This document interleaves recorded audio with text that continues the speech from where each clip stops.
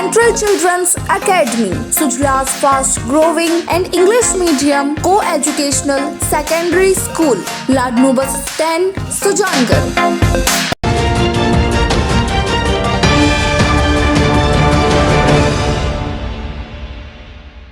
नमस्कार, आप देख रहे हैं SCN प्लस। पेश आज की ताज़ा खबरें। सुजानगढ़ के बागसरा पूर्वी में 25 अगस्त को गांव के युवक सुनील सारण पर हुए हमले के बाद हुई मौत के मामले में सालासर पुलिस ने 4 आरोपियों को गिरफ्तार कर लिया है। ASP सुनील कुमार ने बताया कि मामले को लेकर पुलिस की 4 टीमें गठित की गई थी।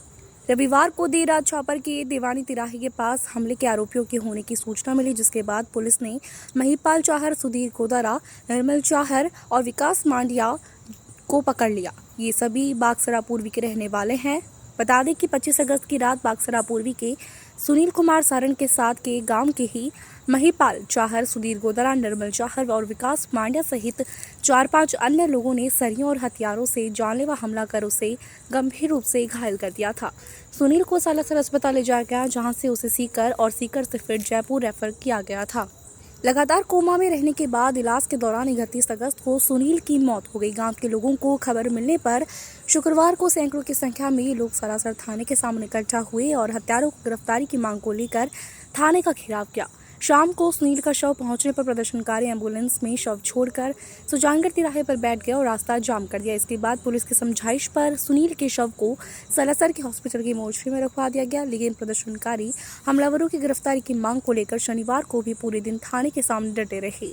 रविवार को भी प्रदर्शनकारी RLP नेताओं की अगुवाई में गिरफ्तारी में हुई देरी और पुलिसकर्मियों की लापरवाही का विरोध करते हुए थाने के पास धरने पर बैठे रहे। इसके बाद खींवसर विधायक नारायण बेनीवाल मौके पर पहुंचे और समझाइश कर सुनील के परिजनों और प्रदर्शन कर रहे लोगों को शव का दाह संस्कार करने के लिए तैयार किया, जिसके बाद परिजन शव को गांव ले गए।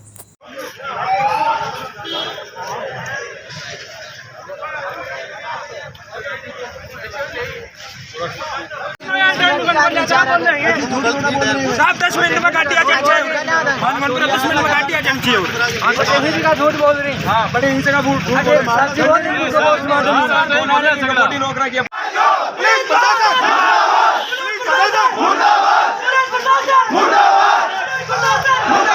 बिका हुआ है, आज तक कोई कार्रवाई नहीं हुई। उनके पास सब ऊपर से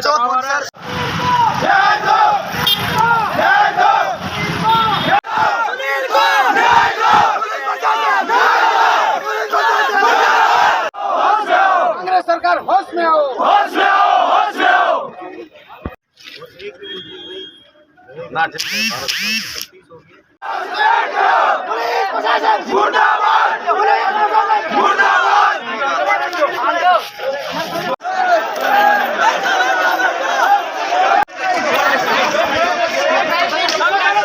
इसमें किसी कोई लापरवाही नहीं हो रही, वो सक्षम स्तर से उसकी जांच। तो बहुत कोर्ट की बात करते हैं 26 तारीख को ये बंदे कह रहे हैं कि 26 तारीख को मुकदमा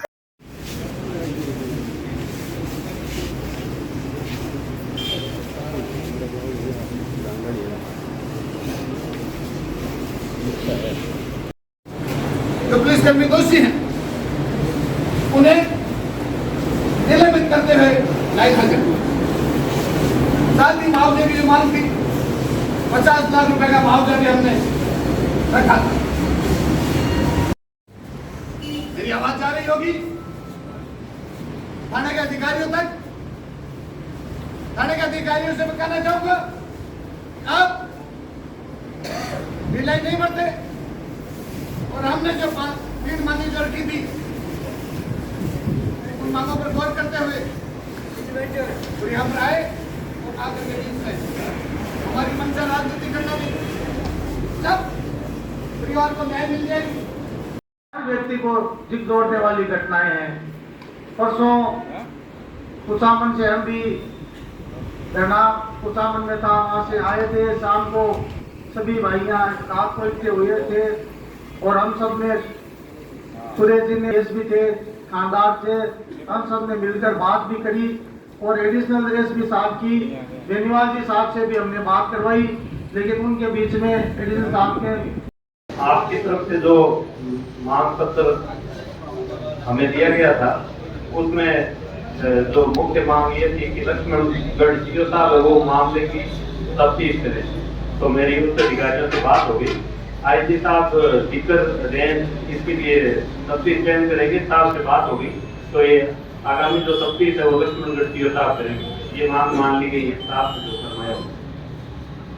दूसरा जो बिंदु है वो ये है कि जो आरोपी है उनको गिरफ्तार किया जाए और इसमें जिनकी भी संलिप्तता है उनकी भूमिका तय की जाए। तो इसमें मेरा निवेदन ये है कि जो मुकदमे में जो नामजद मुलजिम थे उनको गिरफ्तार कर लिया गया है। शेष मुलजिमान जो भी होंगे उनमें से किसी को भी नहीं बख्शा जाएगा, ये मैं आपसे वायदा करता हूँ। चाहे लक्ष्मणगढ़ सीओ साहब करे, वो हमारी रेंज की है, हमारे अधिकारी, तो उसमें किसी को भी रत्ती भर भी इसमें नहीं बख्शा जाएगा। इसमें एक मांग ये थी कि जो सुनील सारण का जो परिवार है उनको और उनके जो विदेशी लोग हैं जो किसी को डर है तो उसकी सुरक्षा की जाए। तो मैं पूरा इंश्योर करता हूँ, हमने हमारे नंबर भी एक्सचेंज कर दिए। दूसरी बात, इस गांव में और इस इलाके में हम गश्त और चौकी है चौकी की व्यवस्था करनी पड़ी तो वो भी हम आज असेसमेंट करके कर देंगे। तो ये सुरक्षा की जो बात है वो पूरी कर दी गई। इस परिवार को आर्थिक सहायता की बात थी, सरकार और सामाजिक रूप से इसमें 15 लाख रुपए तक की सहायता हम करवा रहे हैं। ये मांग इनकी वाजिब मांग है जो मान ली गई। इसके अलावा जिन भी थाने के जिन भी कर्मचारियों को इसमें इस प्रकरण में या अन्य कोई मामलों में जिनकी कोई भूमिका गलत भूमिका या जिनका कोई दोष मालूम होता है तो अगले 3 दिन में डिप्टी साहब इधर से उसकी जांच करेंगे और तब तक या आगामी जब तक जांच पूरी हो जाती है इस थाने से उनको हटाया जाता है। तो ये मुख्य मांगे थी जिनको मान लिया गया है और मेरा आप सबसे यही आग्रह है करते हैं कि पीड़ित परिवार को न्याय मिले। ये सबसे बड़ी हमारी पूंजी है। इस पूंजी को हमें संजो के भी रखना है ताकि किसी भी पीड़ित व्यक्ति को के साथ अन्याय नहीं हो। ऐसी मेरी आप सबसे गुजारिश भी।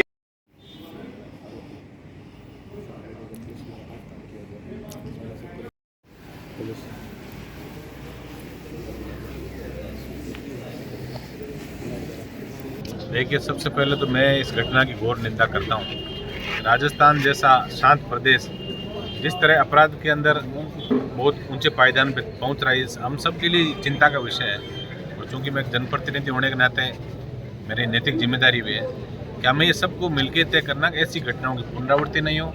आज का जो संघर्ष समिति का जो प्रतिनिधि मंडल और प्रशासनिक अधिकारियों के मध्य जो वार्ता हुई उसके अंदर 15 लाख रुपए इस परिवार को आर्थिक सहायता और आरोपियों की गिरफ्तारी और इस थाने के 1-2 जवानों की भूमिका को लेकर इनमें रोष था, उनको अभी यहाँ से हटाया है और इसकी 3 दिन में विस्तृत जांच करके यदि जांच में दोषी पाए जाएंगे तो यहाँ से इनकी परमानेंट रवानगी भी हम लोग करेंगे।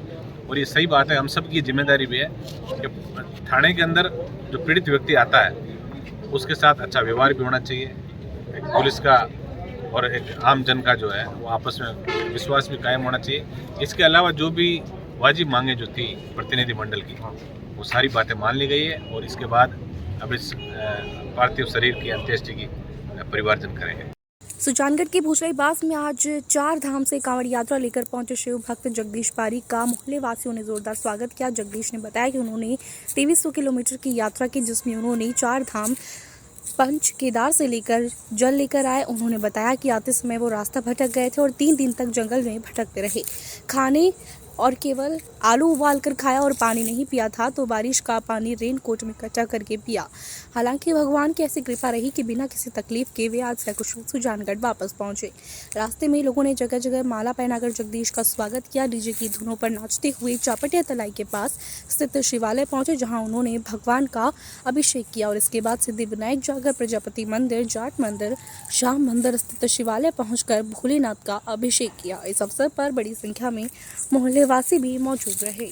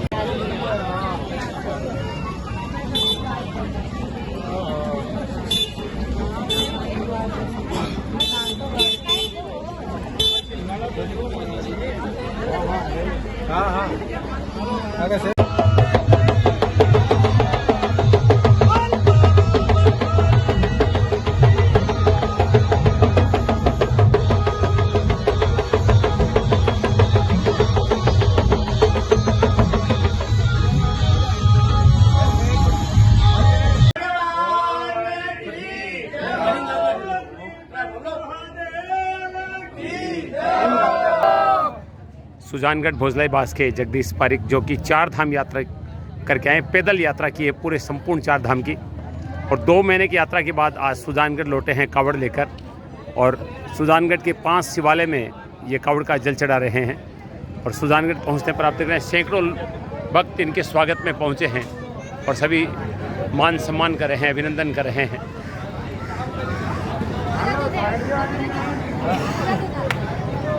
जगदीश जी, कितने दिन की यात्रा रही आपकी पूरी? ये 2 महीने की हो गई। 2 महीने की। लगभग कितने किलोमीटर चले आप? ये 2300 किलोमीटर। 2300 किलोमीटर चले। अच्छा, किसी तरह की कोई परेशानी हुई आपको यात्रा के दौरान? कोई परेशानी नहीं हुई। अरे मैंने एक बार सुना कि आप कुछ रास्ता भी एक बार भटक गए। जंगल में रास्ता भटक गए थे 3 दिन। 3 दिन रास्ता भटक गए थे। तो कितना किलोमीटर चल गए उसमें भी? 50-60 किलोमीटर चले गए, और खाने के लिए कुछ नहीं था, पीने के लिए पानी नहीं था। अच्छा, बारिश हो रही थी 2 दिन। बारिश के पानी को पिया? हाँ, वो रेनकोट का पानी गिरा था। हाँ, वो पी रहे थे। देखिए, तभी तो कहते हैं भक्त जो है वो संकट से घबराते नहीं हैं। 3 दिन रास्ता भटक गए थे और रेनकोट पर जो बारिश का पानी गिरा उसको पीकर, और आलू खाए आपने सेके में। चलिए, बारिश में जो लकड़ी चल नहीं रही थी। कितनी बार यात्रा कर चुके हैं आप? ये 5वीं यात्रा। 5वीं यात्रा। सबसे पहली यात्रा है, और केदारनाथ, गौमुख, हरिद्वार, ऋषिकेश। जी, तो कहाँ रोक लगाई आपने? ये 4 धाम हो गए। हाँ, पंच प्रयाग हो गए, 2 केदार हो गए, और 1 बुढ़ा केदार हो गए। चलिए, नमन करते हैं आपकी भक्ति को हम। देखिए जगह जगह स्वागत हो रहा है।